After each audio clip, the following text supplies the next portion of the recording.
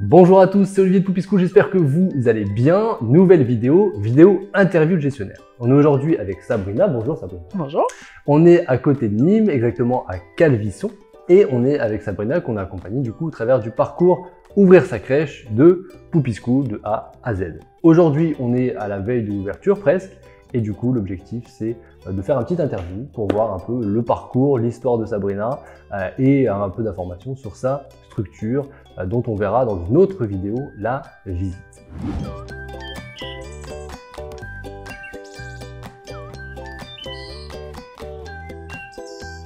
Pour démarrer du coup cette interview, est-ce que tu peux simplement te présenter ton parcours professionnel et qu'est-ce qui t'a amené à créer tout simplement ta micro-crèche? Je suis infirmière puéricultrice, j'ai 38 ans, j'habite dans le Gard depuis plusieurs années.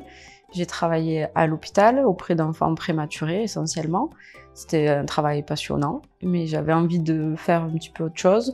L'idée d'ouvrir une entreprise et plus particulièrement de continuer à m'occuper des enfants, c'était quelque chose qui me plaisait beaucoup. La micro-crèche, c'était quelque chose auquel je réfléchissais depuis longtemps. L'idée d'une petite structure familiale, tournée vers la nature, avec des concepts un petit peu bio, c'est quelque chose qui me plaisait beaucoup. Donc après avoir longtemps hésité, je me suis lancée.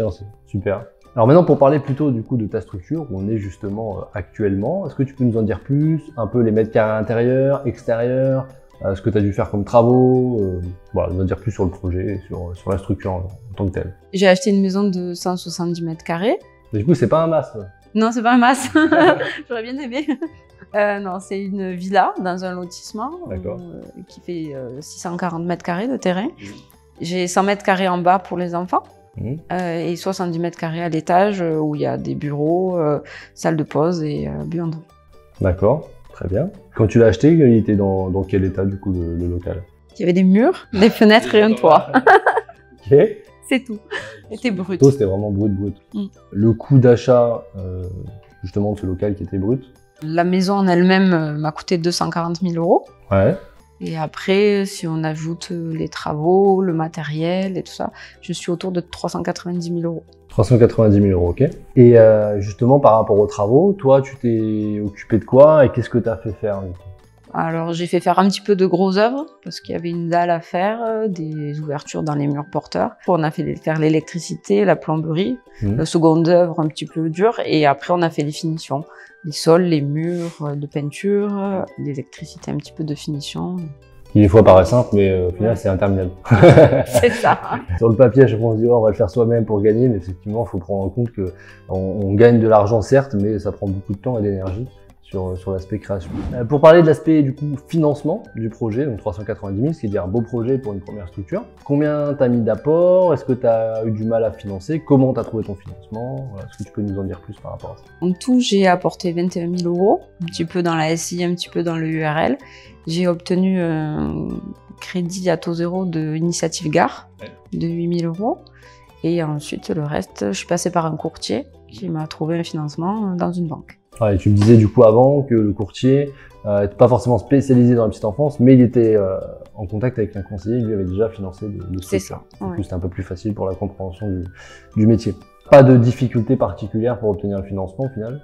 Finalement, non, pas trop. Et comment tu as divisé ton plan de financement? Parce que du coup, toi, tu as eu la chance d'obtenir des subventions de la CAF.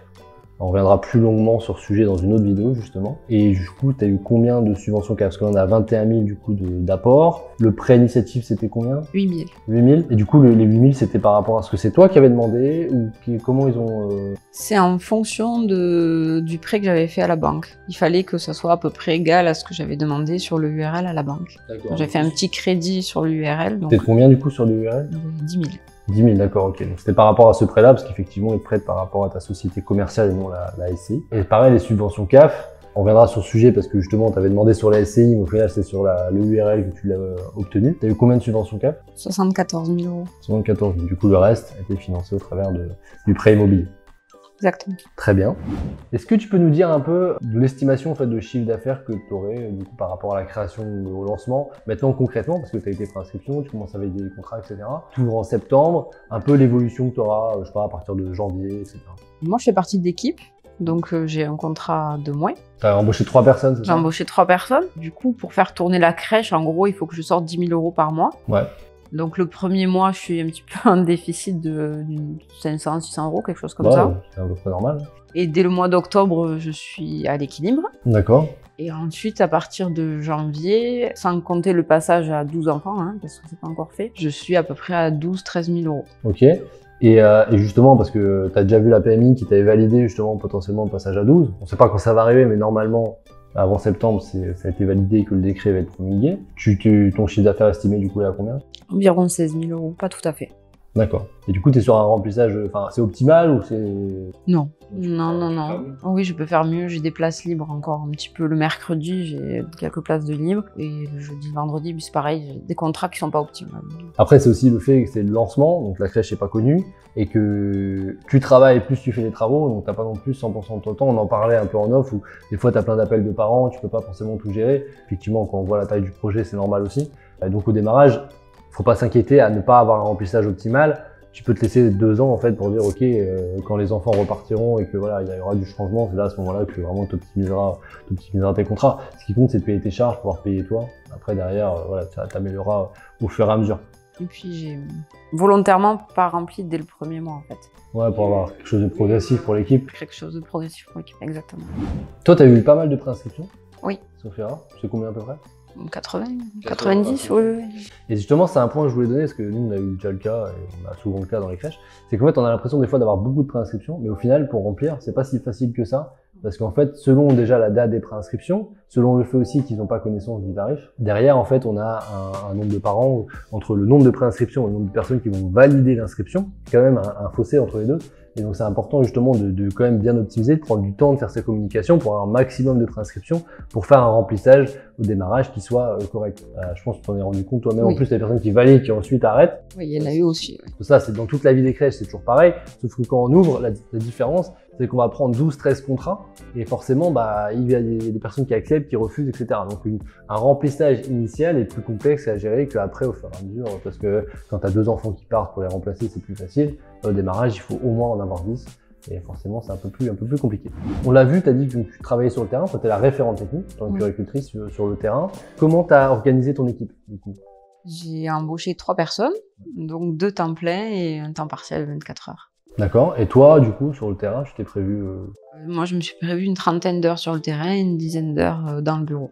Sachant que la première année, je sais très bien que je vais être un petit peu plus présente que... Ouais, bien sûr. Et du coup, si tu passes à 12, est-ce que ton temps partiel, tu vas l'augmenter? Oui. C'est ça le projet? Oui, même à partir de décembre, quand ça sera plein, je passerai à temps plein. 35 heures.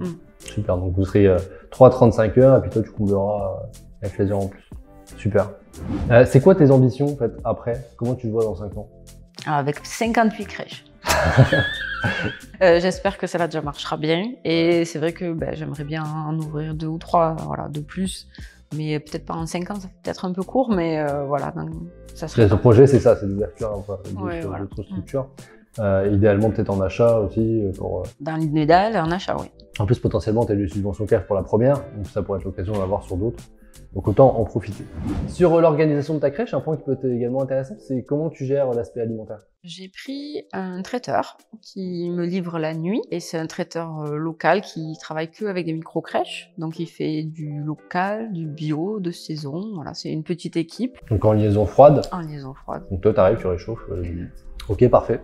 T'as prévu des formations pour ton équipe, genre au démarrage? Donc j'en ai une qui est déjà formée, un HACCP. Qui va former les autres. Qui va former les autres. Secourisme, c'est toi? Secourisme, c'est moi. Langage des signes associé à la parole, j'ai une autre de l'équipe qui est formée qui va former les autres. Voilà, petit à petit, j'essaie de faire une équipe qui a des apports différents. Point important, qu'est-ce que tu as prévu comme axe pédagogique dans ta structure? L'axe pédagogique principal, c'est le fait d'être tourné vers la nature, donc que ce soit au niveau de l'alimentation en choisissant du bio, que ce soit avec les couches que j'ai choisies lavables, et puis tout ce qui est activité, j'aimerais au maximum que les enfants les fassent en extérieur. On est dans une région qui se prête à ça. Et c'est un peu mieux que le Nord, effectivement, pour ça, j'avoue. C'est un peu mieux. Et du coup, voilà, vraiment qu'ils soient au maximum à l'extérieur, de jouer avec tout ce qu'on trouve dans la nature, plus qu'avec du plastique. Voilà. D'accord, ok. À part ça, d'autres axes, on a parlé de langue des signes. Oui, voilà, on va mettre en place la langue des signes associée à la parole pour faciliter la communication avec les enfants. On va mettre en place aussi la motricité libre. En règle générale, le respect des rythmes, le respect des choix de l'enfant. Voilà, vraiment tout ce qui est respect, bienveillance, c'est les 2 maîtres mots de la crèche. Et, on le dit souvent, mais c'est vrai que l'appliquer, c'est important. C'est tout l'intérêt de la microcrèche, la petite structure, de pouvoir respecter le rythme de chaque enfant. C'est aussi l'objectif de ce type de structure. Pourquoi, à l'origine, tu as eu besoin d'être accompagné en fait dans ton projet? Et pourquoi tu as rejoint Poppy School au final? Parce que autant j'étais assez à l'aise de tout ce qui touchait l'enfant, puisque c'est mon métier, hein, voilà. Mais après, tout ce qui est création d'entreprise, les démarches à faire spécialement pour créer une micro-crèche, j'étais complètement larguée, voilà. Donc c'est vrai que j'avais besoin d'accompagnement et je savais même pas ce qu'était un CAPIS, donc voilà, je partais de très loin. En même temps, c'était pas ton métier, et puis t'as l'essentiel en même temps, parce que ce que préfèrent les parents, ce que préfèrent les équipes, et ce que tu auras besoin au quotidien, c'est justement ton expérience. Effectivement, l'aspect création, ça peut être un peu complexe. Et du coup, qu'est-ce que tu ressors de l'accompagnement de Poppy School en toute franchise? Ouais, je suis ravie, vraiment, ça a été une grosse aide pour moi. Un très bon accompagnement complet, que ce soit dans les documents, mais même au niveau relationnel, c'était chouette parce que toujours quelqu'un, toujours disponible, toujours à l'écoute, un bon soutien, un bon coach, vraiment. Beaucoup. Merci beaucoup. Bah, je t'en prie et merci à toi en tout cas d'avoir été jusqu'au bout. C'est pas mal de petites péripéties dans le projet. À chaque fois, je suis rassuré pour dire c'est normal, c'est dans le projet, c'est normal. Mais effectivement, chaque projet a des péripéties différentes, plus ou moins selon les cas, plus ou moins importantes. Mais le but, c'est justement de rien lâcher, d'aller jusqu'au bout à chaque fois. Et là, tu as bien prouvé que tu arrives à le faire, parce que maintenant, on y est et que le résultat est plutôt réussi. Merci. Félicitations à toi. Merci. Et du coup, justement, pour te féliciter, je t'ai amené la Poppy Déco. Donc, tu as l'ensemble des affiches, on vous les montrera en vidéo. Tu as tous les animaux avec Poppy. T'es pas obligé de les afficher, hein, c'est pas contractuel, tu fais ce que tu veux. Mais voilà, tu auras toute la Poppy Déco qu'on t'offre et même des stickers avec Poppy que tu pourras utiliser ou pas, comme tu veux. Pour finir du coup cette interview, est-ce que tu peux partager, parce qu'il y en a, qu'est-ce que là où les difficultés principales que tu as dû surmonter durant ton projet? La difficulté principale, je pense que ça a été les travaux. Ça a été long et compliqué. Ouais. C'est vrai que ça a été très compliqué au niveau des travaux, plein de petites choses qu'on n'avait pas prévues et surtout au manque de temps. C'est vrai qu'il faut prendre en compte, si on met le contexte, c'est une grande maison, vous partiez de quasiment de zéro. Alors oui, il y a des choses qui ont été faites par des pros, mais en fait, c'est vrai qu'on sous-estime en règle générale souvent le volume de choses à faire, même quand on parle que de finition, c'est quand même énorme. Puis à côté de ça, toi, tu travaillais. Oui. Tu travailles toujours d'ailleurs, en attendant d'ouvrir ta crèche. Et puis ton mari aussi. Donc c'était vraiment sur du temps en plus. Donc effectivement, au bout d'un moment, on sent la fatigue arriver. Et c'est vrai que là, ça arrive au bout, mais c'est vrai qu'il y a pas mal de travail. Donc c'est vrai que c'est quelque chose qui est vraiment à prendre en compte quand on choisit de dire, ok, je réduis l'aspect financier pour le faire moi-même, mais ça a un impact quand même important. Oui. Donc on est passé aussi par là, notre première crèche, où on avait fait tous les travaux nous-mêmes, et c'est vrai que c'était quelque chose qui reste marquant, parce que c'était voilà, c'était du boulot, quoi. Tu m'avais dit aussi une autre difficulté. Oui, celle de trouver les bons interlocuteurs. Ça a été très compliqué d'avoir les bonnes personnes au niveau de la CAF, de la PMI. C'est vrai que ça a été... Ouais, j'ai eu du mal à trouver les bons interlocuteurs. Et puis j'ai eu la période du Covid au milieu qui n'a pas aidé. Ouais, c'était pas leur priorité. Ouais, les services qui sont fermés, selon certaines régions, les PMI étaient fermés. Et c'est vrai que c'est pas forcément du coup leur priorité. Ils s'occupaient plutôt des crèches. Tout à fait. Qui est logique, mais du coup pour toi, en tant que porteur de projet, avec l'aspect financier qui est derrière, etc., c'est peut-être aussi une problématique. Oui. Ok, et du coup un petit conseil à partager aux porteurs de projets qui sont le toi d'il y a 1 an et demi, qui souhaitent se lancer. Qu'est-ce que tu te donnerais comme conseil? Bah, celui que tu m'as donné 25 ou 50 fois ou par jour, je crois.